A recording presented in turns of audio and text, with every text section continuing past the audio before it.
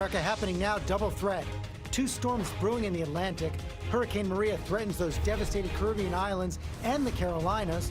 Plus, Jose moves in on the East Coast. Tropical storm watches from Delaware to Massachusetts, bringing heavy rain, strong winds, and flooding. Breaking overnight, violence erupting in St. Louis.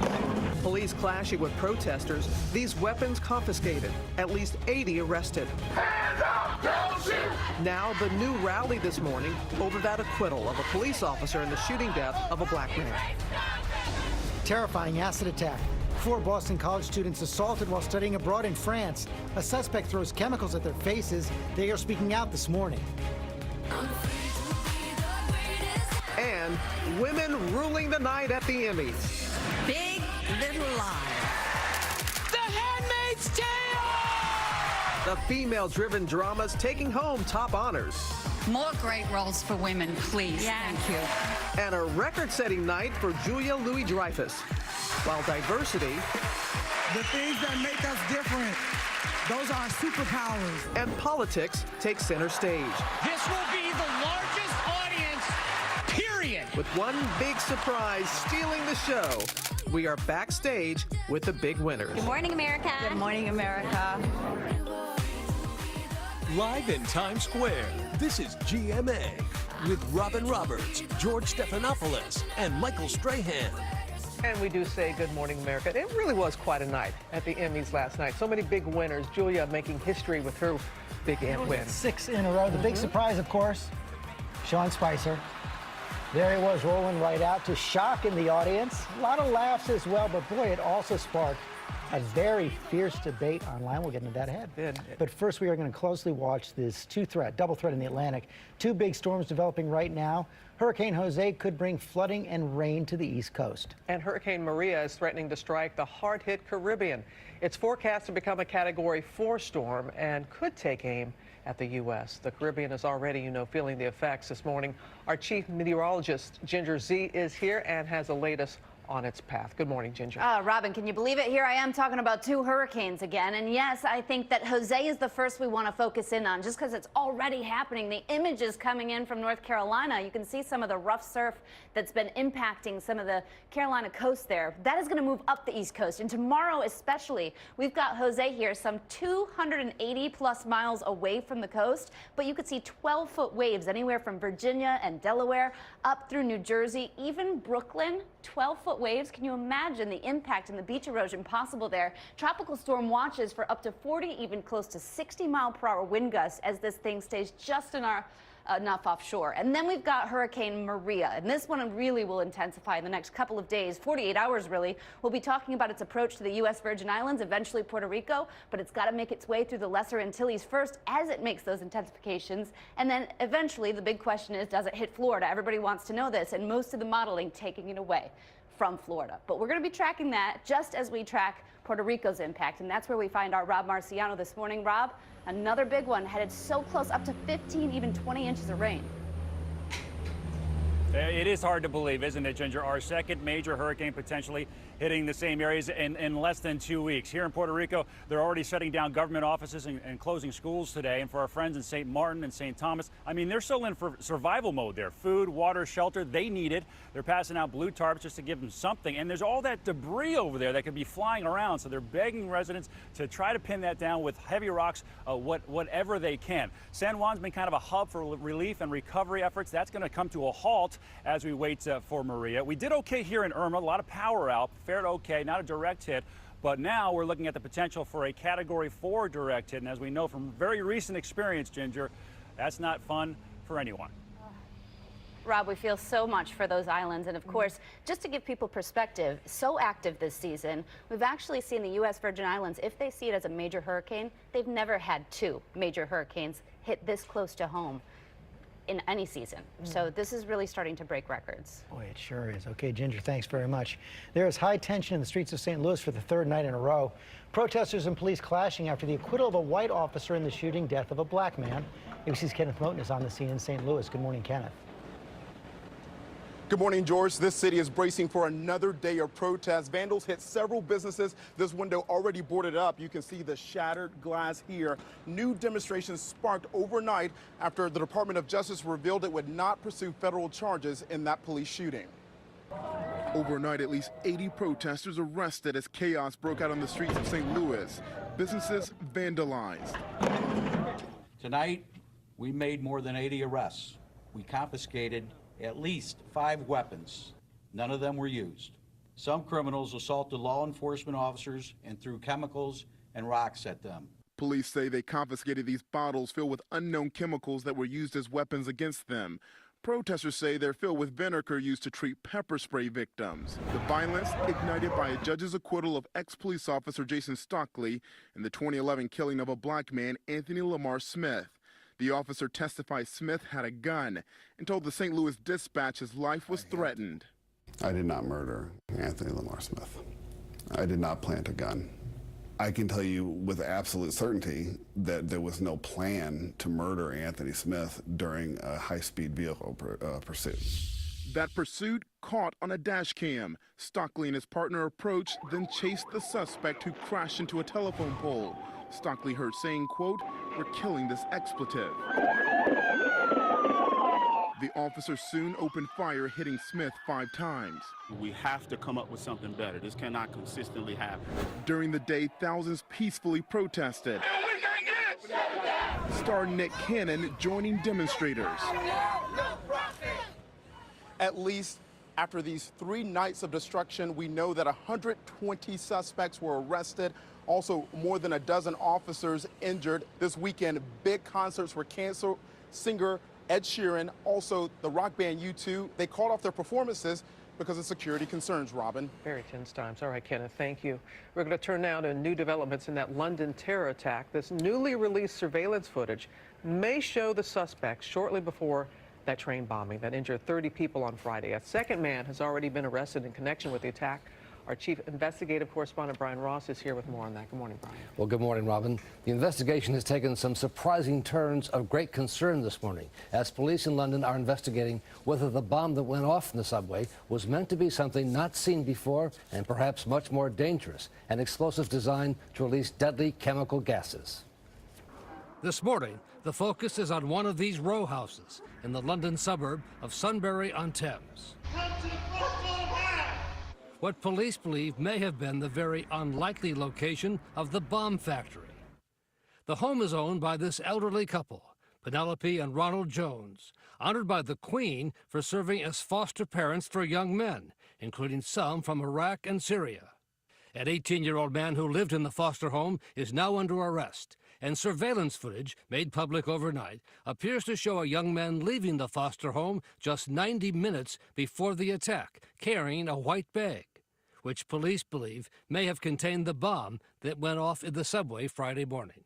Neighbors were stunned that a foster child might take advantage of the goodness of the elderly couple. He was a lovely young man. You wouldn't suspect anything from him. He was polite, courteous to the old couple. So you wouldn't know anything about him. On Sunday, a second young man, 21 years old, was arrested nearby, seen in a video posted by a British tabloid. That second arrest led to another series of police raids at a home disturbingly close to Heathrow Airport. The police have made good progress with what is an ongoing operation. Officials say the forensics of the bucket bomb placed on the subway raised new questions about the attack. The absence of any metal that could turn into shrapnel suggests to bomb experts that the go instead may have been to achieve a release of deadly chemicals. This morning, the threat level has been dropped from critical to severe. But given the series of 4 attacks in the past 6 months, the British Prime Minister told George she wants a hard look at what is being done to prevent them. You've said in the wake of these other attacks, enough is enough. Things need to change. It's time for some even embarrassing conversations. What did you mean by that? Well, it is necessary for us to look, as we are doing, at whether our police and security services have the full capabilities, the powers that they need.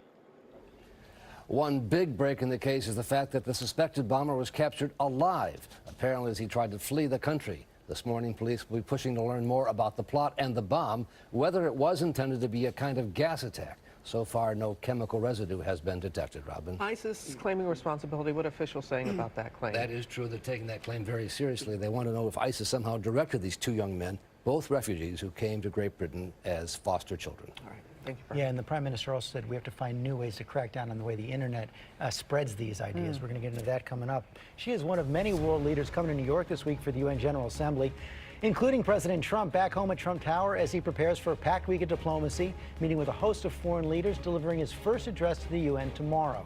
North Korea high on the agenda, and overnight, the U.S. and South Korea conducted joint military drills with U.S. bombers and fighters flying over the region. And back in Washington, a new twist in the health care battle, a last-ditch effort to repeal and replace Obamacare before a September 30th deadline. Chief White House correspondent John Carr here tracking it all. Good morning, John. Good morning, George.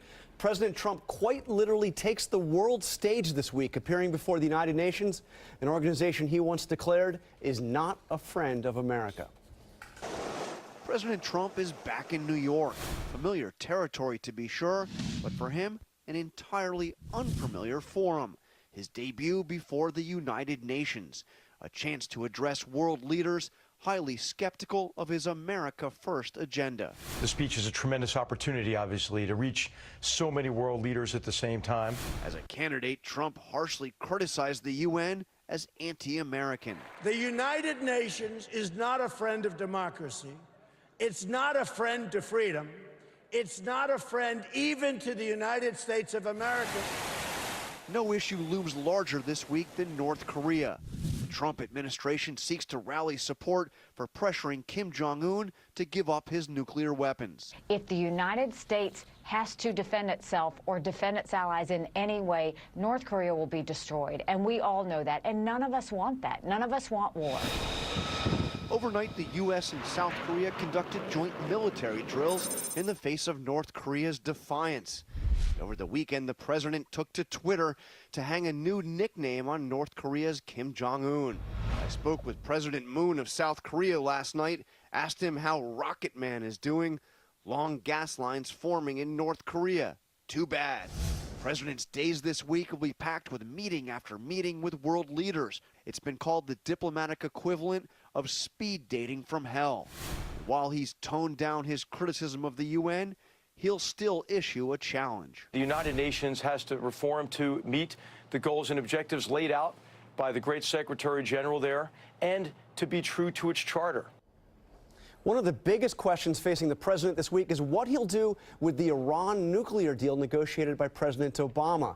The White House has strongly suggested he may pull out of the agreement, and George, of course, that is an agreement still strongly supported by our closest allies in Europe. They are pushing back very, very hard on that. More unity on the issue of North Korea, and the president's representative yesterday, I was speaking with General McMaster, really escalating the rhetoric, even saying that any North Korean nuclear weapons are unacceptable. Yes, and there is a feeling that Kim Jong-un and his father before him went with confidence that the United States did not have a military option, that there was nothing the United States could or would do militarily, and there is a growing sense that the president, that the administration must do something to erase that doubt. On the domestic front, repeal and replace Obamacare looked like it had been dead, but there's this new effort to bring it back. They've got to get it done before the September 30th deadline. It means they have to pick up a few more votes. Yeah, this is fascinating that the Republicans are suddenly trying to get this going again. And I think what is happening here is they have seen that President Trump has been willing to work with Democrats. And if the Republicans can't get it done on their own, they are worried that he will go and do something with Democrats that they really won't like. So there's a chance, but it's a very tight margin, very tight. John Carl, thanks very much. Because September 30th is going to be here before we know it. You got that right. Now to the history-making night at the Emmys, honoring the best in television. The award show highlighting women and diversity, politics also taking center stage. Lara was there for it all, and she joins us bright and early this morning from Los Angeles. Good morning, Lara. Good morning, my Robin. Yeah, it was a special night, TV's biggest night, and it did not disappoint. 2 notes before I start with you. If you haven't watched The Handmaid's Tale or Big Little Lies, you have some binge watching to do. They were the big winners, and was politics referenced dozens of times in a crazy opening song and dance number by Stephen Colbert. And politics also the reason for the night's big surprise guest. From the opening moment, politics was the theme of the night. Turn on any channel, well, except the news. Emmy host Stephen Colbert kicking off the awards with a song and a dance. Come calm yourself by watching this dystopia. Look on the bright side, Handmaids, at least your healthcare's free. The night's comedian-in-chief not shying away from attacking the commander-in-chief. Hello, sir. Thank you for joining us. Looking forward to the tweets. Even bringing out a surprise guest, former White House press secretary Sean Spicer, stunning everybody, including Anna Klumsky and his TV alter ego, Melissa McCarthy. This will be the largest audience to witness an Emmys, period, both in person and around the world. Colbert joking about the president never winning an Emmy for The Celebrity Apprentice. Because unlike the presidency, Emmys go to the winner of the popular vote. I suppose I should say, at long last, Mr. President, here is your Emmy. And SNL bringing home 3 other awards, including Best Variety Show and Best Supporting Actress for Kate McKinnon for her impersonations of Hillary Clinton and Attorney General Jeff Sessions. But it was a record-breaking night for Veep's Julia Louis-Dreyfus, setting the record for most Emmys won by a performer for the same role in a series. We did have a whole storyline about an impeachment, but we abandoned that because we were worried that someone else might get to it first. Do you allow yourself to think about that stuff, or are you just so psyched about the role? The bottom line is that this job I have is so spectacular. Yeah. And this role is so through the roof that that's the true treasure. Yeah. Having said that, I'm delighted to have won. But the biggest winners of the night? The Handmaid's Tale! The Handmaid's Tale taking home 5 Emmys, including Best Drama, and HBO's female-driven murder mystery Big Little Lies taking home 5 of their own. This is yours. I want my little girls to have this on their shelf and to look at it and go, every time my mama didn't put me to bed, it's because of this. I got something. She got something, all right. A lot of people saying it was almost like a mini Oscars. There were so many movie stars there. And yes, there were some snubs. A lot of people shocked that the binge-watching phenomenon and red carpet darlings from Stranger Things left the show empty-handed. Also, Westworld, favored to be a winner, but seemed to be left out in the cold. And a lot of people, myself included, guys, absolutely loved Ryan Murphy's feud. We're shocked that it didn't take home any trophies. None for Jessica Lange, none for Susan Sarandon. One of the stars, though, of feud had a pretty funny reaction when she did not hear her name called last night. We'll tell you about that in segment 7, you guys. Yeah, we'll get into it. That was a priceless moment. Thank you, Lara, very much. Mixed reaction to Sean Spicer's appearance. I had a mixed reaction. Listen, anybody can make fun of themselves. That's a good thing. But this is a pretty serious problem. John Carl said in the White House briefing room every single day where Sean and other representatives of the administration simply didn't tell the truth. Well, he showed he was willing to humiliate himself on a very big stage. But he's joking about the fact that he blatantly misled the American people on his first day on the job. And not that funny. Okay, John Carl, thanks very much. Let's go back to Ginger more on Hurricane Jose's threats. Yeah, it's just like seeing more hurricanes on the map, maybe just too soon. And I'll have a lot more coming up on Jose's threats, including all of the high surf and the potential for those high gusty winds that goes up to Connecticut and Rhode Island as well. But first, we've got to get your select cities, brought to you by Walmart. All the moon belongs to everyone. The best things in life, they're free. Stars belong to everyone. They gleam there for you and for me. Flowers in spring, the robins that sing, the sunbeams that shine, they're yours and they're mine. Love can come to everyone. The best things in life, they're free. Get ready for another muggy to humid day. Your temperature is pushing just above 80 today, going for 81 by around 3 o'clock. Can't rule out an isolated shower for us today. Meanwhile, take a look at tomorrow. This is the rain from Jose. Big hurricane staying well offshore by hundreds of miles, but brushing through with Ocean City, Atlantic City, New York City, all getting the rain. And it will be breezy here with the high temperature of 80 degrees tomorrow, then 85 on Wednesday. First day of fall, 85 on Friday. Coming up, that terrifying incident overseas. American college students attacked while studying abroad. Now they're sharing a message this morning. An emotional apology from Kevin Hart. We'll tell you what sparked it. We have the great Billie Jean King with us today.